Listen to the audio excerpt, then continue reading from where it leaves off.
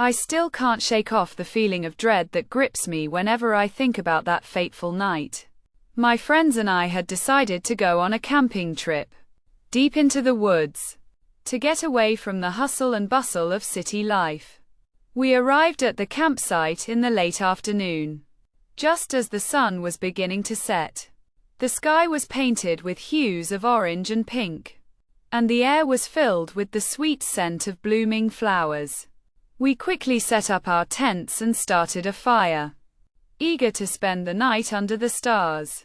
As night began to fall, we huddled around the fire, swapping scary stories and laughing. But as the hours passed, the atmosphere began to shift.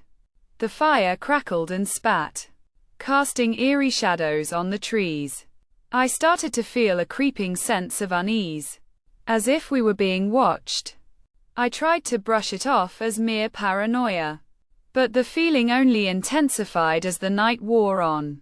Suddenly, a branch snapped in the distance, making us all jump. We laughed it off, thinking it was just a stray animal. But then we heard it again, a low, menacing whisper that seemed to come from all around us.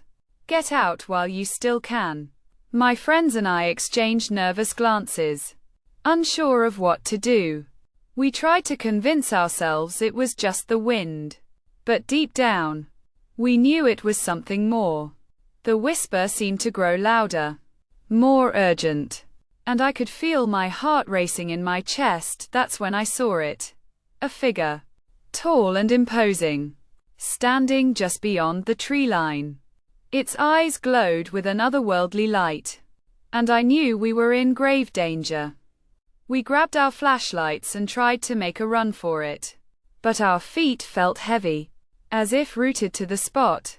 The figure began to move towards us, its presence filling the air with an unspeakable horror. And then, everything went black. When I came to, I was lying on the ground, my head throbbing with pain. The campsite was in disarray, our tents torn and battered. My friends were nowhere to be found. I stumbled to my feet, calling out for them, but there was only silence. I knew then that I had to get out of there, to escape the horror that lurked in those woods. But as I turned to leave, I saw it, a message, scrawled on a tree in my friend's blood. "You should have listened." I ran, not stopping until I stumbled back into civilization. But the memory of that night haunts me still, a constant reminder of the terror that lurks in the darkness, waiting to strike.